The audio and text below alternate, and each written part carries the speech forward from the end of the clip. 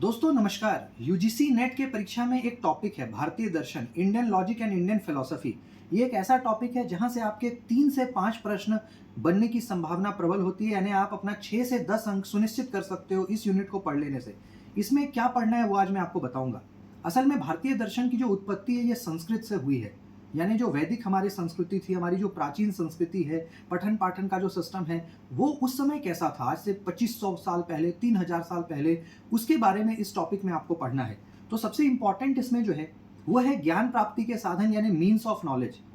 तो भारतीय दर्शन में टोटल 6 मीन्स ऑफ नॉलेज आपको बताए गए हैं: प्रत्यक्ष, अनुमान, उपमान, अनुपलब्धि, शब्द और अर्थपत्ति। ये 6 ज्ञान प्राप्ति के साधन हैं जिसको यूज करके उस समय पे जो स्टूडेंट्स होते थे, छात्र होते थे, गुरु होते थे, वो मैक्सिमम नॉलेज को एक्वायर करते थे। जैसे अगर हम प्रत्यक्ष की बात करें, प्रत्यक्ष का मतलब होता है परसेप्शन, यानी डायरेक्ट और इनडायरेक्ट ऑब्जर्वेशन। जैसे मान लीजिए कि मैंने किसी व्यक्ति को देखा, मैंने सचिन को टीवी में देखा, मैंने अमिताभ बच्चन को टीवी में देखा या रियल लाइफ में देखा, तो मैं जानता हूँ ये अमिताभ बच्चन है, मेरे को उसका वो बोध है। मैंने सचिन को देखा, मुझे उसका बोध है। इसको कहते हैं प्रत्यक्ष, यानी प्रत्यक्ष देखना। और कई बार हम लोग इनडायरेक्ट, यानी किसी किसी का बोध आपको इनडायरेक्ट भी होता है, और प्रत्यक्ष तरीके से भी कई सारी चीज़ों को आप देखते हो या सुनते हो, जानते हो। दूसरा है अनुमान। अनुमान का मतलब क्या होता है? गेस, इन्फरेंस, जहाँ पे जो चीज़ें होनी भविष्य में है। कल बारिश होगी लेकिन आज ही आपने अनुमान लगा लिया कि बारिश होगी। परीक्षा का रिजल्ट मान लीजिए कि 1 जुलाई को आएगा, लेकिन अभी से आपने अपने अनुभव के आधार पे, अपने प्रीवियस नॉलेज के आधार पे एक अनुमान लगा लिया कि रिजल्ट 1 जुलाई को आएगा। तो इसको कहते हैं अनुमान। तीसरा होता है उपमान। उपमान मतलब कंपैरिजन और एनालॉजी, यानी तुलना करके आप नॉलेज को प्राप्त करते हो। दो चीज़ों को आप तुलना करते हो, 3 चीज़ों को, जिससे आपको नॉलेज होता है। और साथ के साथ सह संबंध देखना। एनालॉजी का मतलब क्या है?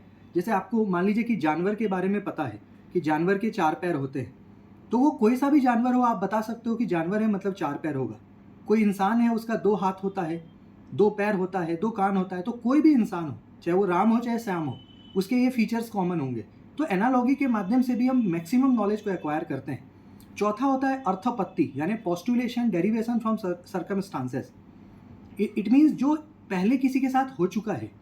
ऐसी कई चीज़ें हैं जो आपके पड़ोसी के साथ हुई है, जो आपके मित्र के साथ हुई है। तो जो चीज़ें हो चुकी हैं उसके बारे में आपने देखा है, तो उससे आपको कई बार नॉलेज मिल जाता है।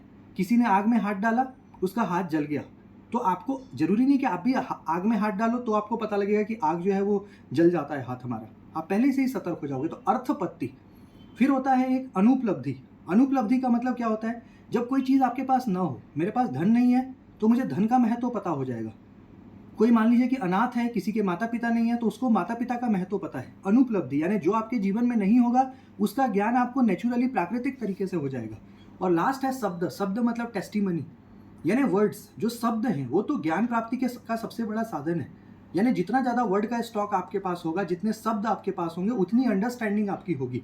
सपोज करते हैं कोई ऐसा शब्द है जिसका मीनिंग आपको नहीं पता, जो आपने कभी नहीं सुना, तो उसके बारे में कभी आप ब्रीफ नहीं कर सकते, कभी उसको आप समझ नहीं सकते। तो शब्द, ये 6 ज्ञान प्राप्ति के साधन भारतीय दर्शन यानी इंडियन लॉजिक में बताए गए हैं। और इसके साथ साथ अनुमान जो हमारा है, जो दूसरा हमारा मीन्स ऑफ नॉलेज था, उसके करीब करीब 8 टाइप्स हैं, 8 प्रकार हैं। उसको भी आपको देख लेना चाहिए। और इसके साथ साथ हेतुभाष एक टॉपिक है, हेतु एक टॉपिक है। ये 2-3 ऐसे टॉपिक्स हैं जिसको अगर आप अच्छे से पढ़ लो, समझ लो, इस पे क्वेश्चंस कम से कम 40-50 बना लो, आपके 3 से 5 प्रश्न अश्योर हो जाएंगे।